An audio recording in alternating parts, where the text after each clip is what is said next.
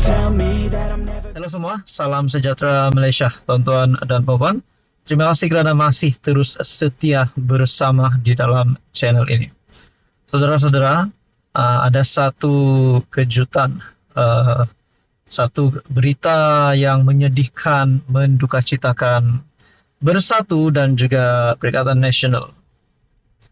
Di saat masih ada yang berharap kemenangan bagi PN untuk PRK Dun Sungai Bakap. Rupanya ada satu berita pada 6 Julai yang menyebut Bersatu masih ada masalah. Masalah apa?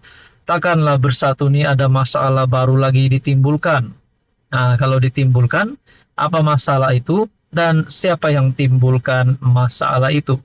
Nah, saudara-saudara, menurut seorang penganalisis melalui satu perkongsian daripada FMT, Bersatu masih ada masalah disiplinkan pemimpin ahli, kata penganalisis. Okey, sebelum kita ke berita sepenuhnya, adakah anda setuju dengan pendapat ataupun kenyataan daripada penganalisis ini yang menyatakan Bersatu masih ada masalah disiplinkan pemimpin dan ahli? Azmi Hassan berkata, tiada masalah untuk adun Sungai Tiang. Berbeza pendirian dengan Bersatu yang cenderung mengkritik penyasaran subsidi diesel oleh kerajaan. Penganalisis berpandangan Bersatu dilihat sukar mengawal rakyatnya sehingga ada yang mula bersuara di luar pendirian. Parti itu seperti dibangkitkan adun Sungai Tiang Razak Khamis berhubung isu penyasaran subsidi. Khamis lalu, Wakil Rakyat Bersatu itu meminta rakannya dalam Perikatan Nasional menghentikan serangan pelaksanaan penyasaran subsidi bahan api terbabit sejak 10 Jun lalu. Sebaliknya, fokus bersama kerajaan mencari jalan mengurangkan kesan terhadap rakyat. Saya setuju dengan pendapat ini. Fellow Majlis Profesor Negara Azmi Hassan berkata, kenyataan Ketua Bersatu Pendang itu boleh dilihat dari dua aspek, iaitu pertama, mahu kritikan melampau terhadap inisiatif kerajaan, itu dihentikan apabila diakui kesan positif menerusi pelaksanaannya. Satu sudut lagi, kenyataan itu membayangkan selepas 6 MP dan seorang adun berpaling tada, Bersatu masih ada masalah mendisiplinkan ahli dan pemimpin mereka. Bagi saya ini satu tanggungjawab kepada Presiden Bersatu untuk menyentuh hal ini. Jadi apa komen anda? Sekian saja, teruskan bersama di dalam channel ini. Halo semua, salam sejahtera Malaysia. Selamat datang ke channel Fels Lifestyle. Kita nantikan keputusan pilihan raya kecil Dun Sungai Bakap. Namun ada satu kejutan lah. Bagi saya ini satu berita yang tidak baik untuk Bersatu, untuk PAS dan keseluruhan kepimpinan dan komponen Perikatan Nasional.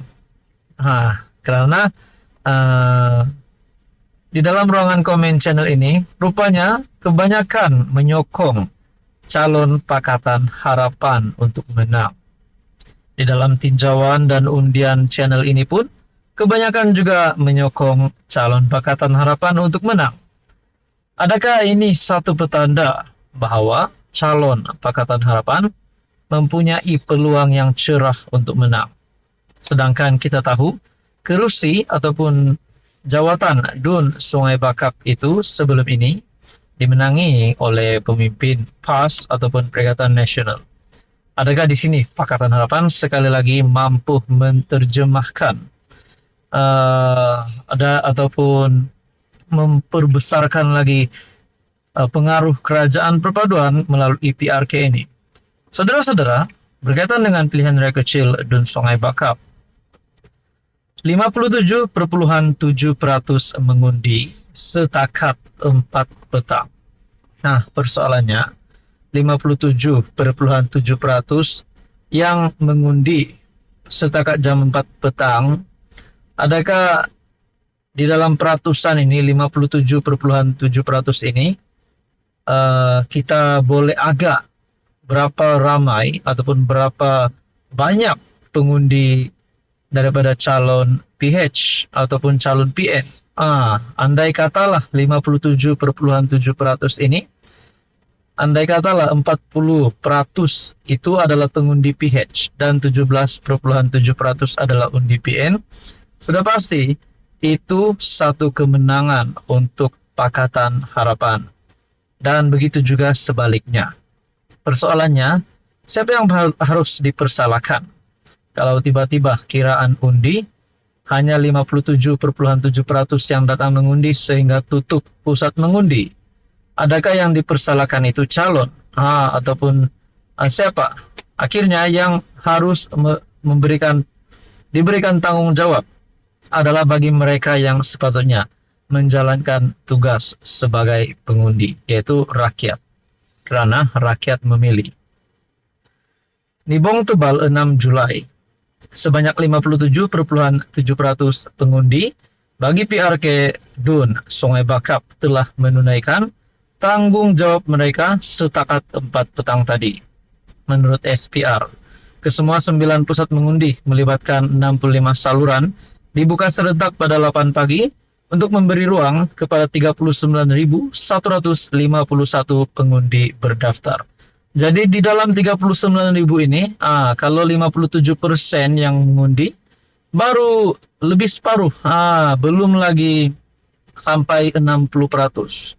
Jadi saudara-saudara, kalaulah tiba-tiba calon PH yang menang, kalaulah tiba-tiba calon PN yang menang, mungkinkah ada sebab yang boleh membatalkan kemenangan mereka ini?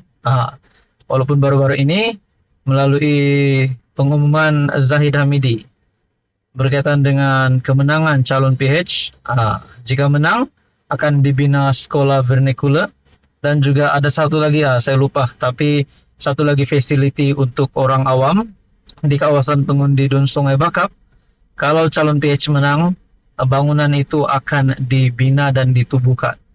Dan begitu juga ada yang berkata, apa yang dinyatakan Zahid itu adalah rasuah, karena beliau hanya meminta pengundi untuk undi dulu, barulah akan dibina sekiranya menang. Dan begitu juga bagi calon Perikatan Nasional, adakah ada sebab untuk calon PN ini untuk dibatalkan kemenangannya sekiranya menang pada PRK ini?